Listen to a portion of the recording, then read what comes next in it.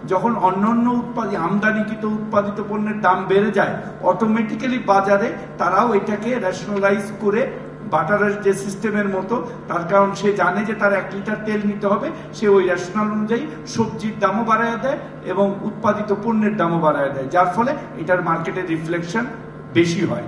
এই জন্য আমরা চেষ্টা করছি যে বাড়াইতে বাধ্য হয়। তো এই জন্য আমরা চেষ্টা করছি যে এগুলো যেন আরো কমায় আনা যায়, আরো অনেকগুলো উদ্যোগ নেওয়া হবে। সব কিন্তু বাজেটে রিফ্লেক্ট হয় না, বিকজ বাজেটে যেটা হয় ট্যাক্স দেওয়া হয়, পরেও কিন্তু এর আগেও আপনারা দেখেছেন যে রমজানের আগে আমরা কিন্তু ট্যাক্স কমিয়ে দিয়েছি হাই ট্যাক্স থেকে। সো হাই ট্যাক্স থেকে লো ট্যাক্স করা যায়, লো ট্যাক্স থেকে কিন্তু budget during the period high tax করা যায় না, যার ফলে যে ট্যাক্সটা আছে প্রয়োজনে আমরা লিন সিজনে বা যে সিজনগুলোতে আমাদের নিত্য প্রয়োজনীয় জিনিসের অ্যাভেলেবিলিটি থাকবে না, তখন কিন্তু আমরা এটা নোটিফিকেশন জারির মাধ্যমে কমিয়ে আনতে পারব। সামনে আমরা ঈদকে কেন্দ্র করে আমাদের বাজার মনিটরিং আমাদের চলছে এবং এটা চলমান একটা প্রক্রিয়া, এটা চলতে থাকবে। এবং আমরা এখন পর্যন্ত বাজার অস্থির হয়ে যাচ্ছে নিত্য প্রয়োজনীয় জিনিসের এইরকম কোনো হঠাৎ করে কিন্তু তথ্য নাই।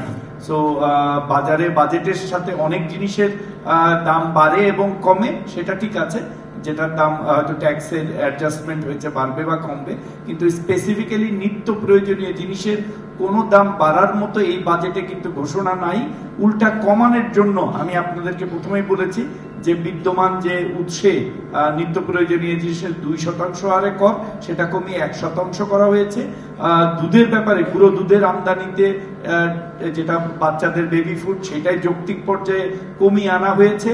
এবং আমরা এটাও বলেছি যে সিজনাল পর্যায়ে যে ইয়েগুলি আছে, ভ্যারিয়েশনগুলি আছে যে সিজনের পরে, সেগুলো আমরা যৌক্তিক পর্যায়ে কমিয়ে আনবো। আর আপনারা যদি দেখেন যে অনেকগুলি পণ্যের 10টি পণ্যের উপরে আরোপিত মিনিমাম ভ্যালু প্রত্যাহার করা হয়েছে, 10টি পণ্যের শুল্ক হ্রাস করা হয়েছে, 19টি পণ্যের সম্পূরক মূল্য প্রত্যাহার করা হয়েছে, 172টি পণ্যের সম্পূরক শুল্ক হ্রাস করা হয়েছে।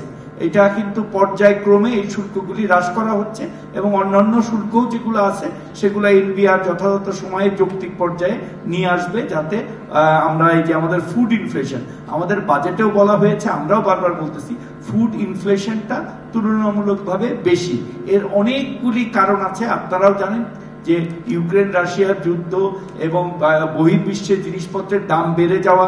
অনেকেই এই প্রশ্নটা করেন, আমি উত্তর দেই এইভাবে যে অনেকে এই প্রশ্নটা করেন যে চাল তো আমাদের এখানে লোকাল উৎপাদন হয়েছে, অনেক ভালো চাল হয়েছে, তাহলে চালের দাম বাড়লো কেন? অনেকে এই জিনিসটা খেয়াল করেন না যে বাজারে যখন মানুষ ধান নিয়ে যায়, ধান বিক্রি করে কিন্তু সে তেল কিনে, সে জানে যে তার 1 লিটার তেল কিনতে হবে, সে কিন্তু ওইভাবে রেশনালাইজ করে তার ধানের দামটা নিজ উদ্যোগেই বাড়িয়ে নেয়। আমাদের কৃষকরাও কিন্তু স্মার্ট।